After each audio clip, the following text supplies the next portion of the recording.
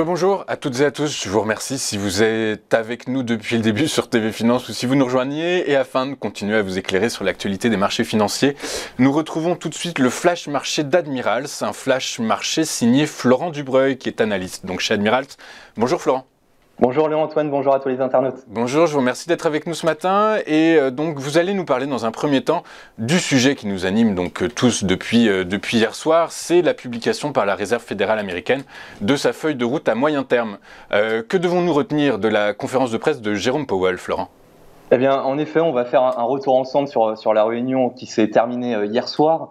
Donc les marchés financiers ont été extrêmement prudent à l'approche d'une réunion très attendue par le monde de la finance et de l'économie, et puis une prudence depuis le début de la semaine. On peut même parler de l'inflation de la semaine dernière qui est ressortie à 6,8% aux États-Unis sur un an pour le mois de novembre, du jamais vu depuis 1982, et avec, et c'est sûrement le plus important, une accélération de la hausse de 0,8% en un seul mois. Donc pour la Fed, l'inflation est une notion extrêmement importante dans la décision de la future politique monétaire à mener. On savait que les membres du FOMC étaient tous d'accord pour ne pas augmenter les taux d'intérêt, mais tous n'étaient pas forcément d'accord pour augmenter le processus du tapering en volume. Il se dégageait tout de même une odeur d'accélération du fameux tapering. On en avait parlé ensemble il y a 15 jours ensemble, Louis-Antoine, lorsque Jérôme Powell avait lui-même annoncé que l'inflation n'était plus conjoncturelle mais bien structurelle. Alors, qu'en est-il ? Eh bien, après 2 jours de réunion, la Fed a décidé à l'unanimité, donc ça aussi, c'est un poids dans la décision qui est prise.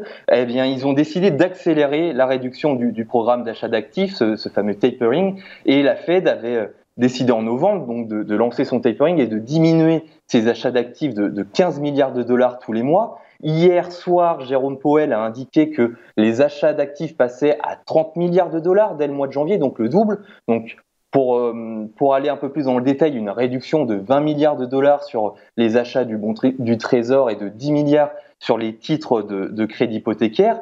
Donc si on fait les calculs, il y avait en tout 120 milliards de dollars à réduire. En novembre, moins 15. En décembre, moins 15. Il reste donc encore 90 milliards de dollars. 90 milliards divisé par 30, ça nous donne 3 mois, donc en mars, fin du tapering, sauf si la Fed accélère une nouvelle fois le calendrier.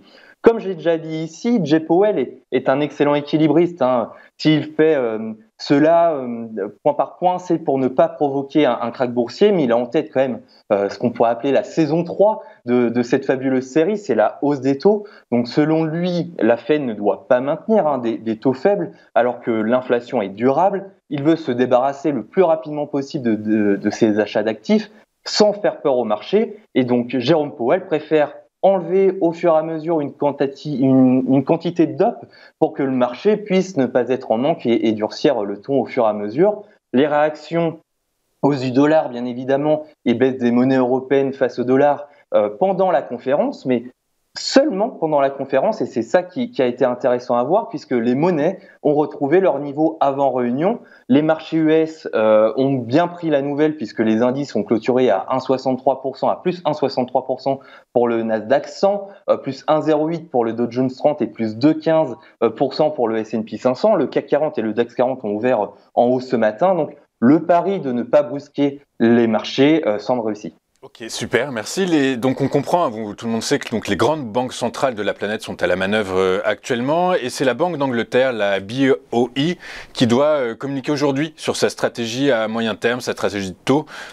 Dans un environnement économique impacté par une inflation record et la délicate gestion du variant Omicron, quelle pourrait être sa décision et l'impact sur la paire GBP-USD, Florent ? Et oui, c'est une semaine qui est incroyable. En 2 jours, l'actualité monétaire est quand même folle. Donc aujourd'hui à 13h, la BOE va indiquer si elle augmente ou non ses taux. Vous avez entièrement raison. Le gouverneur de la BOE, Andrew Bailey, avait un peu surpris quand même le marché le mois dernier, le 4 novembre pour être exact, avec un retournement de situation en laissant les taux directeurs inchangés alors qu'il avait laissé entendre qu'un tour de vis pouvait intervenir plus rapidement que prévu. La prévision aujourd'hui, c'est un statu quo, 0,10% pour le taux d'intérêt, donc pas de hausse. Le variant Omicron est la principale cause de ce statu quo. Pour rappel, à l'annonce du maintien des taux le mois dernier, la livre avait perdu 1,36 face au dollar US, c'est plus de 180 pips, donc ce qui est très important sur le Forex. Mais que s'est-il passé au Royaume-Uni depuis le 4 novembre? Eh bien, il y a un PIB mensuel qui est plus bas que prévu pour novembre à 0,1%, mais une croissance à plus 4,6% sur un an, une baisse du chômage, encore une fois, à 4,2%. Alors, c'est déjà très bas, mais ça a encore baissé. Donc oui, c'est possible. Un taux d'inflation à 5,1% contre 4,2% le mois précédent et 3,1% le mois encore d'avant. Donc il y a quand même une hausse de 2 points sur 2 mois. Une vente au détail à plus 0,8% pour novembre. Donc un variant Omicron toujours présent, mais qui fait quand même moins peur que le mois dernier. Donc même si les prévisions sont sur un statu quo, il n'est pas improbable qu'un nouveau coup de théâtre puisse se produire à 13h, donc on reste très attentif. Côté technique, on voit à l'écran le graphique GBP-USD, donc la livre sterling face au dollar américain. La période est en H4, donc un chandelier japonais équivaut à 4 heures, donc on est relativement sur du court terme, et le graphique va donc du 20 octobre 2021, donc vous voyez, on va pas très loin dans le passé, et jusqu'au 15 décembre 2021, donc hier avant la Fed, on le voit, le prix est dans un range entre son support en vert et sa résistance en rouge, et ce depuis une dizaine de jours maintenant. Le prix de la paire était proche de sa borne haute dès que la décision de la Fed a été annoncée. Eh bien, le prix est tombé lourdement, donc on le voit pas sur le graphique. Ça a même cassé son support, donc la borne basse, avant de clôturer à nouveau dans son range à minuit. Vous le savez maintenant, hein, quand le chandelier japonais ne clôture pas en dessous de sa ligne de support ou au-dessus de sa ligne de résistance, eh bien le scénario n'est pas validé. Et là actuellement, on est au-dessus de sa borne haute, donc à voir s'il y aura une clôture au-dessus ou non. Donc on est extrêmement attentif sur ce que va faire la BOE concernant les taux pour savoir si, en fonction de leur décision, une poussée vers le haut ou une vers le bas va se produire. Il est pensable donc qu'une montée des taux donnerait une force à la livre sterling, alors qu'un statu quo lui donnera un peu plus de faiblesse face à un dollar qui est en pleine forme, mais attention, puisque le dollar a perdu un peu de cette forme depuis hier. N'oublions pas qu'à 14h30 et même à 13h45, il y a la conférence de presse de la BCE. Nous aurons donc certainement quelques indices et surtout savoir si le sentiment de Christine Lagarde est toujours celui de ne pas bouger sa politique monétaire ou non. Sachez que nous serons en direct sur notre chaîne YouTube Admiral France aujourd'hui dès 13h30 pour une session de trading en live avec Jérémy Delsol. Super, très clair. Merci beaucoup, Florent. Pour conclure, je crois que vous souhaitez nous présenter le compte invest.mt5 d'Admirals, c'est bien ça?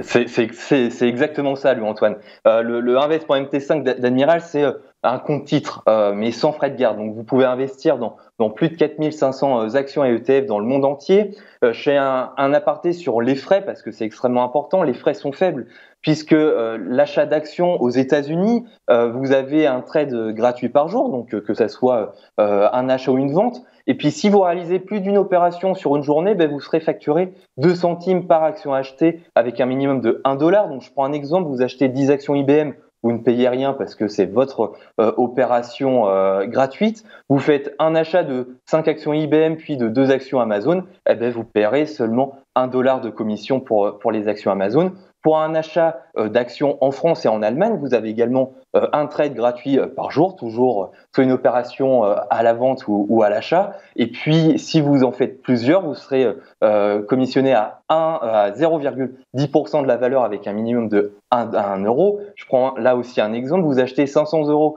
d'actions BNP, vous ne payez pas de commission, c'est votre opération de la journée gratuite. Vous achetez 500 euros d'actions BNP, puis 1500 euros d'actions Société Générale, vous paierez 0,10% de 1500 euros, donc 1,50 €. Donc je vous invite fortement à comparer nos conditions avec celles de votre broker et de votre banque et venir découvrir notre site www.admiralmarkets.com/fr.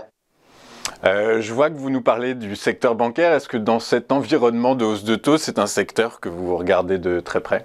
Oui, on le regarde. Il y a beaucoup de secteurs qu'on regarde, notamment celui celui bancaire. Il y a pas mal de banques qui sont cotées sur le CAC 40. Donc bien évidemment, on le regarde et on va même regarder un peu plus après, au moment de la réunion de la BCE. Super, merci beaucoup Florent. Je vous remercie d'avoir été avec nous ce matin. Je rappelle que vous êtes analyste marché chez Admirals. Nous vous retrouvons la semaine prochaine, Florent, pour un nouveau Flash Marché qui, je vous le rappelle, est votre rendez-vous hebdomadaire aux alentours de 9h15, 9h25, 9h30 tous les jeudis.